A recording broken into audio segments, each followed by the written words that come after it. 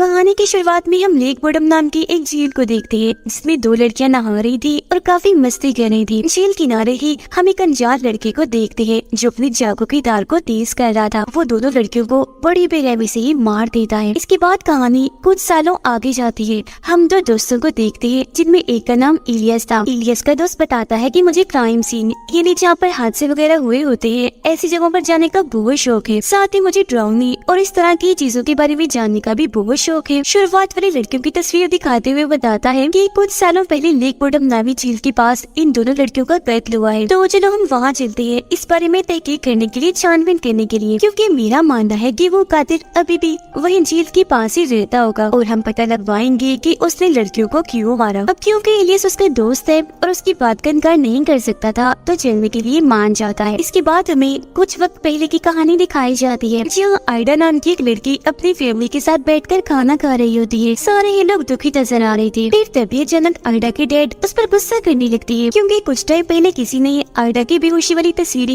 Internet पर डालकर viral कर दी थी, जिस वजह से उसके डैड परेशान रहने लगे थे क्योंकि उनकी फैमिली की काफी बदनामी हो रही थी। फिर कहानी वापस से प्रेजेंट टाइम में आ जाती है जहाँ आइडा से मिलने उसकी दोस्त आती है और उसे समझाती है कि तुम पुरानी बातें भूलकर अपनी जिंदगी को अच्छे से गुजारो, नई शुरुआत करो। फिर मैं भी उन दोनों के साथ लेक बोडम पर जा रही हूँ, तो चलो तुम भी हमारे साथ, बहुत मजा आएगा और तुम्हारा मूड भी अच्छा हो जाएगा। तो इस पर आइडा मान भी जाती है। आइडा के घर के बाहर इलियस और उसके दोस्त को गाड़ी में देखते हैं जो उन दोनों को लेने आए थे और इंतजार कर रही थी और ये चारों लेक बोडम की दी निकल जाते हैं। जहाँ ये पहुँच तो जाते हैं पर वहाँ से आगे जाने का रास्ता एक जंजीर से बंद किया हुआ था। दरअसल उन लड़कियों के कत्ल की बात से ही पुलिस ने इस झील पर लोगों का आना बंद कर दिया था। पर इलियस जंजीर तोड़ने का कहता है जिसे तोड़कर ही आगे निकल आते हैं। झील के पास पहुँच ही गए थे और वहाँ टेंट लगाने लगते हैं। फिर रात को आइडा और इलियस का दोस्त आग के पास बैठकर बातें कर रहे थे जहाँ वो आइडा को यहाँ हुए दोनों लड़कियों के खून के बारे में बता रहा होता है, जिस पर वो कहती है कि हाँ मैंने भी सुना था इस केस के बारे में। तभी उनके दोनों दोस्त भी वहाँ आ जाते हैं। यहाँ इलियस का दोस्त उन सबको बताता है कि मैंने उस कातिल के बारे में थोड़ी रिसर्च छानबीन की है, जिससे मेरा मानना है कि वो खूनी इस जगह कोई अपना घर समझकर यहाँ से बहुत प्यार करता है। जैसे हम लोगों को अपने घरों में कोई अनजान शख्स अच्छा नहीं लगता, वैसे उस खूनी को भी यहाँ आने वाले लोग पसंद नहीं है, बुरे लगते हैं। इसीलिए यहाँ आने वाले लोगों पर पहले वो नजर रखता है, फिर मौका देखते ही उन्हें मार देता है, वो भी काफी बेरहमी से, ताकि कोई दोबारा यहाँ आने की गलती ना करे। और अगर वो यहाँ रहता हुआ तो जरूर छुपकर वो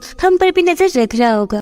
टेंट में सोने के लिए जाने लगती है पर तभी आइडा की नजर झील की दूसरी तरफ जाती है जहाँ टॉर्च लाइट जल रही थी और उसका रुख इनकी तरफ ही था। उसे शक होने लगता है तो इस बारे में खुशी बताती है, पर इलियस का दोस्त कहता है कि घबराओ नहीं, वहाँ कोई नहीं है और वैसे मेरा नहीं ख्याल कि हमारे अलावा यहाँ कोई और आया भी होगा, तो परेशान ना हो, चलो सोने चलते। अब वो तो सोने के लिए चला जाता है पर आइडा नहीं जाती, बल्कि वो तो नहाने के लिए झील में चली जाती है। उसे तभी महसूस होता है जैसे कोई उस पर नजर रख रहा है। वो जैसे पीछे मुड़कर देखती है तो वहाँ इलियस था जो उसे नहाते हुए देख रहा था। उसकी हरकत आइडा को पसंद नहीं आती तो वो उसे बुरा भला कहकर टेंट में आ जाती है। फिर आधी रात को जब ये चारों सो रही थी तो आइडा को दोबारा से किसी के होने का एहसास होता है, तो इस बारे में वो अपने दोस्त और इलियस को बताती है। तब इलियस चेक करने बाहर जाता है पर काफी देर गुजर जाने के बाद भी जब वो वापस नहीं आता तो इन तीनों को परेशानी होने लगती है। वो उसे आवाज भी लगाते हैं पर आगे से कोई जवाब नहीं आता। काफी ज्यादा वक्त गुजर गया था, वो अभी तक वापस नहीं आया। पर तभी अचानक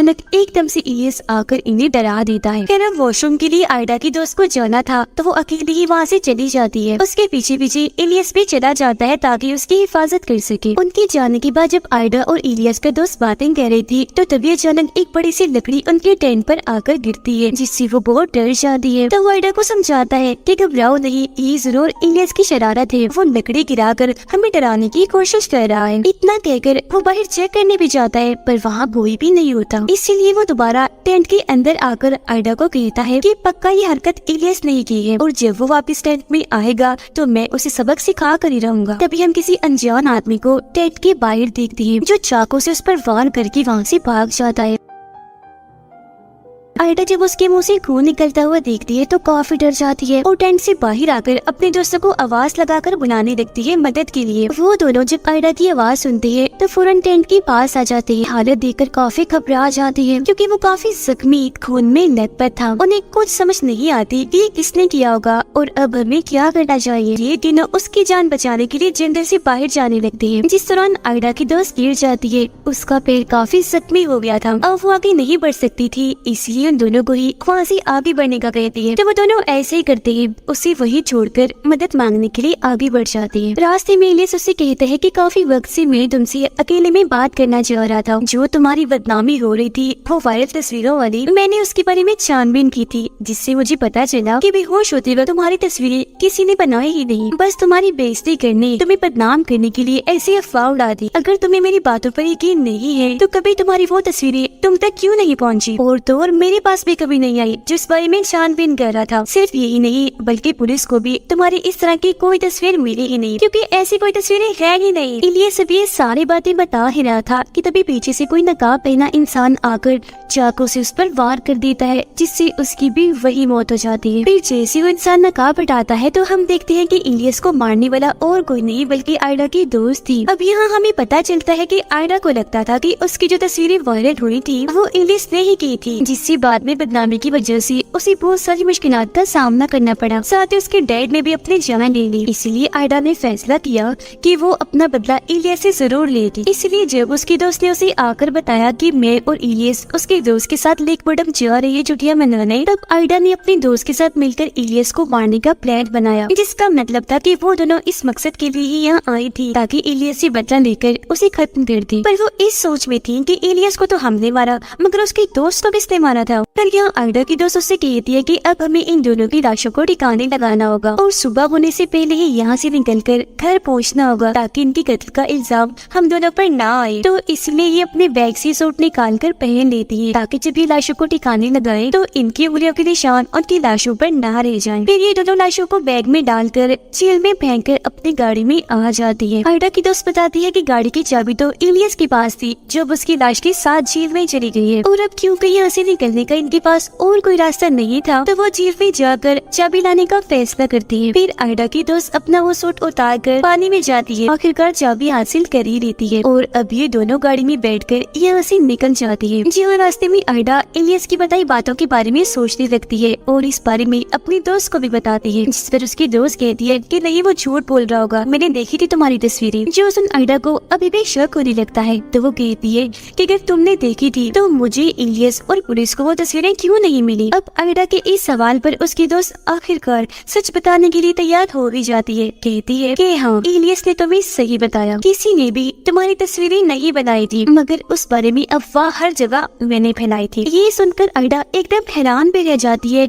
साथ ही काफी टूट भी गई थी क्योंकि उसकी अपने दोस्त ने उसे बदनाम किया था। तो इसीलिए वो उससे पूछ लेती है कि आखिर तुमने ऐसा क्यों किया, मैं तो तुम्हारी दोस्त थी। जिस पर उसकी दोस्त इसकी वजह बताती है कि स्कूल में तुम इलियस के काफी करीब होती जा रही थी, साथ ही जब भी तुम मुझसे मिला करती थी हर वक्त बस इलियस की बातें करती रहती थी, जिससे मुझे लगने लगा कि अगर ऐसा ही चलता रहा तो तुम्हारी दोस्ती इलियस से हो जाएगी और अगर तुम दोनों दोस्त बन गए तो तुम मुझसे दूर चली जाओगी। तो इस वजह से तुम्हें इलियस से दूर करने के लिए मैंने एक प्लान बनाया। तुम जब पार्टी में आई तो मैंने तुम्हारे जूस में दवाई मिला दी जिससे तुम बेहोश हो गई। तुम्हें कमरे में लिटाने के बाद मैंने बाहर आकर तुम्हारी वो तस्वीरों वाली अफवाह उड़ा दी। पर आयडा मैंने ये कभी नहीं सोचा था कि मेरे ऐसा करने से तुम्हारी जिंदगी में इतनी मुश्किलें आ जाएंगी।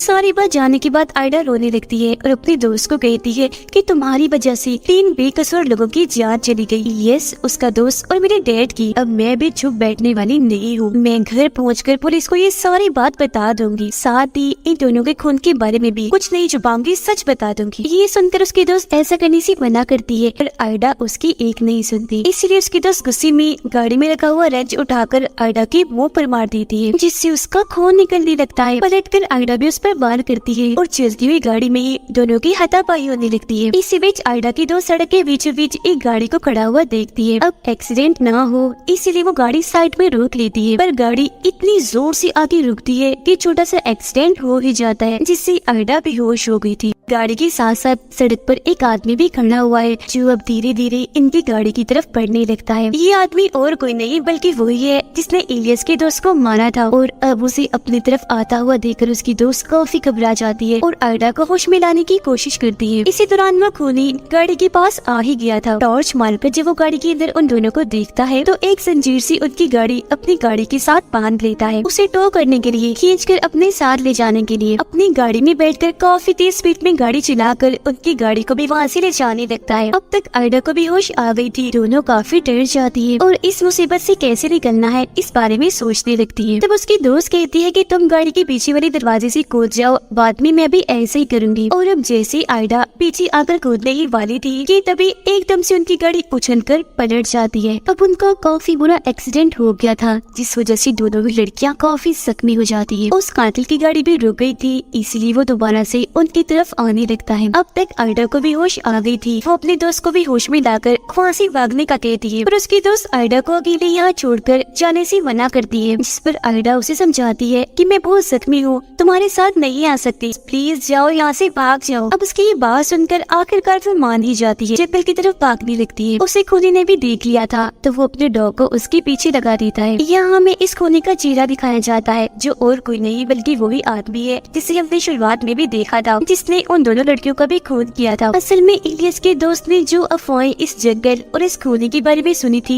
वो सब सच थी। ये कातिल कब से चारों पर नजर रख रहा था इन्हें भी अपना शिकार बनाने के लिए। अगले सीन में हम कातिल को देखते हैं जो झील किनारे बैठा हुआ था। उसने अपने पास में आयडा और उसके दोस्त को भी पकड़ के बांधा हुआ था। उसने इनकी गाड़ी को झील में फेंक कर इन्हें यहाँ बंदी बना के रखा हुआ था। इनके हाथ पाँव बांध कर चेहरे को कपड़े से ढका हुआ था और अब वो अपने चाकू की धार को तेज कर रहा था। वो फिर उनकी तरफ बढ़ने लगता है। सबसे पहले वो आयडा को पकड़कर उसे अंडरग्राउंड जगह में फेंक देता है जहाँ बहुत सारी लाशें पड़ी हुई थी। इसके बाद वो उसकी दोस्त को पूरी तरह तड़पा कर मार डालता है और आयडा के पास आकर उसके चेहरे पर हाथ फेरने लगता है। अगली सुबह हमें दिखाया जाता है कि खूनी ने आयडा को नहीं मारा था बल्कि उसे उसके घर के बाहर छोड़ दिया था। असल में कातिल ने ऐसा इसलिए किया था ताकि सारे कत्लों का इल्जाम आयडा के ऊपर आ जाए, क्योंकि उसकी तस्वीरों वाली बात को लेकर उसके पास वजह बन गई थी अपने दोस्तों को मारने की। उसके तीनों दोस्तों की लाशों को बरामद कर लिया जाता है और उनके कत्ल के इल्जाम में आयडा को गिरफ्तार। हालांकि वो सबको समझाने की कोशिश करती है कि मैंने ये सब नहीं किया बल्कि लेक बोर्डअप के कातिल ने किया है, पर कोई भी उसकी बात पे यकीन नहीं करता और उस बेकसूर को ही दोषी ठहराया जाता है, जबकि असली कातिल इस तरह से बच गया था और अब भी आजाद घूम रहा था। फिर इसके बाद हम कुछ दोस्तों को उसी झील के पास देखते हैं जो पार्टी करने के लिए आए थे, जो हर बार की तरह खूनी ईद पर भी छुप के नजर रख रहा था। अब ये ग्रुप ही उस कातिल का अगला टारगेट है और इससे भी हैरत वाली बात कि ये एक सच्ची कहानी थी। और इसी के साथ ये फिल्म इधर ही खत्म हो जाती है।